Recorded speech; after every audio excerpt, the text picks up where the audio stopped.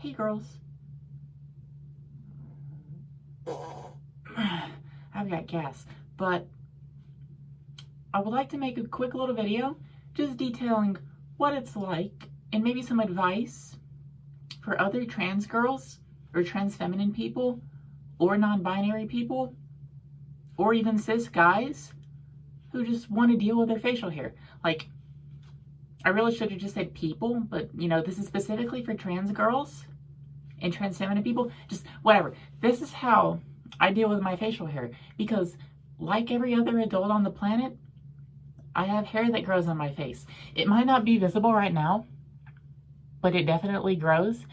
I've made that video in the past, rate my beard, which when I didn't shave for like a week, and you could see very little, like calling what I have a beard is just pathetic. Like, my boyfriend has even said that. He's like, I see no beard. But like, I have hair that grows on my face. And there's a lot of ways to deal with hair.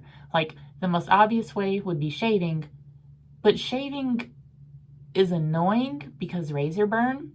Obviously, always wash with a clean face, use shaving cream, all of that. But shaving, above the issues it has, it's very temporary. Like, you'll shave, and your hair will start growing back after about 2 or 3 days, or less if you have fast hair growth. But there are other methods to remove hair. There's electrolysis, laser hair removal, you could get wax done, there's creams, which you're not even supposed to put on your face, so that's kind of irrelevant. Maybe there are creams that allow you to put, never mind. There's countless ways to remove hair, but for a lot of trans girls, and trans people in general, along with myself, we're broke, we're poor, and we can't stand the idea of having hair on our face, because, you know, it's not ladylike, it's not feminine, which, screw gender norms. If you want to be a trans girl and have a beard, go ahead, I support that. I think that's cool, honestly, but it's not going to be me. And I would say most trans girls don't want that to be them. So I'm going to present you girls my best friend. A pair of tweezers. Literally, that's what it is. And it sounds obvious, but I have some advice for if you want to use tweezers to remove your hair. First of all, have trichotillomania, which is what I have. That's a pretty much a mental disorder. I don't think it pretty much is. I'm pretty sure it just flat out is a mental disorder. You basically want to remove your hair. Like, when I was a kid, I used to pluck my eyelashes. I would literally stand in the mirror and pluck my eyelashes with my fingers, which was disgusting in retrospect, or with a pair of tweezers. Don't do that. Please don't do that. Eyelashes are pretty. You really don't want to pluck those, but at the same time, like, it was an irresistible urge. Like, I literally could not stop myself from doing that. But using these to pluck these bad things off your face, at least in my experience, works extremely well. Now, there's downsides to it, just like every other way of removing hair. Doing this takes forever.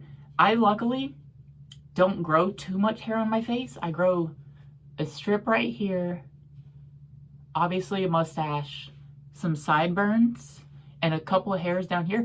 Beards don't really run in my family. That's something my older sibling is really pissed about because they want to grow a beard. They pretty much can't.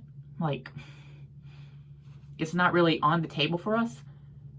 But I do get stubble, and the shadow, the darkness that it brings really triggers me sometimes. So I use this thing. But there's keys to doing hair removal right with tweezers. First of all, this is obvious. Wash your face. Wash your freaking face. And also wash your tweezers. You want everything you're using to be clean. And then, you don't want to just... I don't have any hairs on my chin right now. Besides, you know, the baby hairs, which everyone gets baby hairs. Don't feel bad about those. This is specifically for the dark, disgusting, black hairs that leave a shadow. You don't want to just pluck. I'm not going to hold my face right now because I'm wearing makeup and I don't want to get it everywhere. But you want to press your face and be firm with it and pull it out very gently. You also want to wait to have your hairs at a moderate length. You don't want to be digging into your skin with these things because you can tear your skin and damage it, and you don't want that. You want to have pretty skin. So you do that. You make sure you're holding your face firm like this. You do not want to just freely do that. And I literally cannot stress that enough. And after you're done plucking your hairs, you want to moisturize the area. I use literally just use a basic facial moisturizer, which works really well in my experience. Don't just pluck and go about your day, girls. Like, seriously. It's bad news. I've done it before. You will be very red. Think of it like shaving dry. You don't want to do that. It's really bad. So I feel like this video wasn't as well made as I wanted it to be. But I know there's countless trans girls who can't afford laser hair removal. They can't afford stupid ass electrolysis, however you even say it. I don't even think I'm saying it right.